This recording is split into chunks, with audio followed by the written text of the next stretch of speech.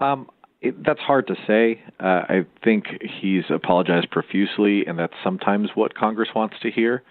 Some of what the senators were asking were things that just were outside of his control. After all, it is a platform intended for sharing, and this is information that was shared by people who weren't completely informed of where that information would land. Some of that was corrected in 2015. So a lot of it was, I felt he didn't have much of an answer because all the steps they could have wanted him to take, they mostly took in 2015. So where do you think it's headed in terms of any possible regulation? Zuckerberg himself said, I'm okay with regulation as long as it's the right regulation. Sure, and that's a popular thing to say. We all want the appropriate regulation. We don't want something that would stifle innovation. I think it's going to be really hard to draft any sort of regulation or laws that will thread that needle between protecting the privacy of users and not completely stifling user-generated content websites such as Facebook or Twitter or YouTube. It's rather difficult on that. We might have closer to some sort of food labeling sorts of laws. We clarified food labeling. We made the fonts bigger. We made sure that the serving sizes were appropriate. Some of those regulations I could see happening, such that when you're sharing things on Facebook and maybe you set it to public, which means everybody in the world, including friends, people that aren't your friends, can see it. Maybe the first time you do that, a big warning comes up, and you're not allowed to remove it unless you promise that you've read the whole thing and maybe solve an algebra question or something. It's got to be something along those lines for it to be the right regulation.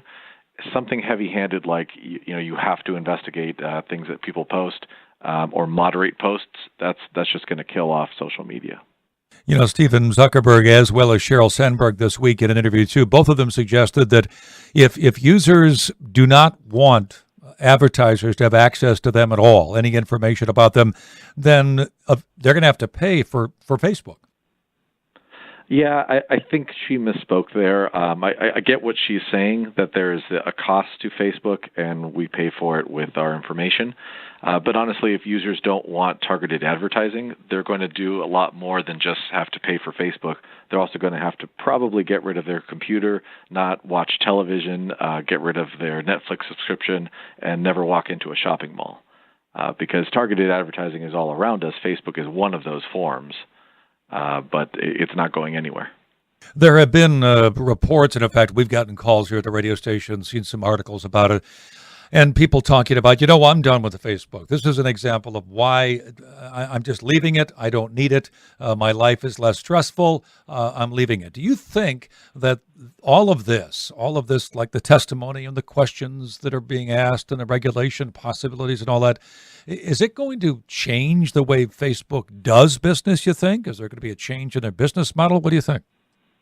I think they're going to be a lot more restrictive with whom they share their information. Unfortunately, some of those restrictions are going to come down on the academic side. And speaking as an academic, that's unfortunate because there's a lot we can learn about the interactions in those data. But some people chose to misuse that data in the past, including Professor Kogan that sold the information to Cambridge Analytica in the first place.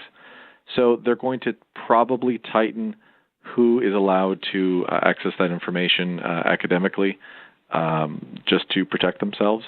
But I don't think you're going to see anything different in terms of day-to-day operations of Facebook. I also don't think the folks that are saying we're going to delete Facebook, firstly, I don't think that there's much conviction behind that. It's easy to say, oh, I don't need it. But if it's the way that you find out about birthdays and the way that you find out about weddings and other events like that, you're going to be on the outskirts of your friend community if you don't have it.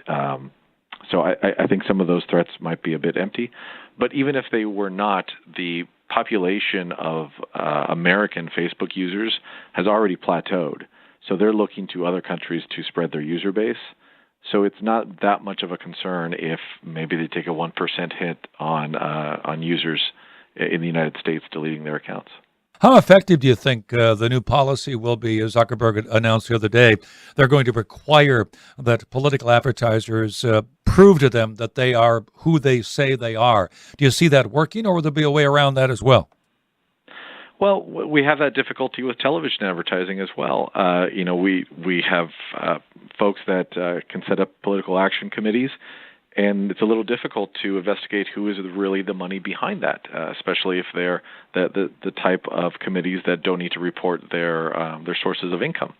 So while they might have to verify that this ad really is from the John Smith Association, they might not be able to go in there and see, is John Smith a conservative, a liberal, or a foreign entity that's looking to influence things. So I'm not sure how far their investigation can dive into, and realistically how much we should ask a private company that's ostensibly providing a free service to investigate these advertisements.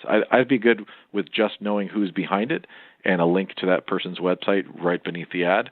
So if I choose to find out more about them, I can truthfully find out who really funded this advertisement. And speaking of maybe ease of use, there's been discussion, obviously, since all this happened, to make it easier for people to get through the process of protecting their personal profiles, to protecting information, and keeping access to their information from certain apps. Do you see that Facebook's going to do more of that, make it easier for people? Absolutely. I think that's going to be one of the first things you'll find. I think they might even be releasing something as soon as next week where the settings will be cleared up quite a bit. You might get a banner at the top of your news feed when you log in that says, hey, here's a summary of your privacy settings. Here you can click for more information. As it stands today, those settings are scattered among 3 or 4 different pages, and you really have to concentrate to really wrap your head around what privacy settings are affecting you. They could simplify that, and they should have simplified that many years ago. It just wasn't a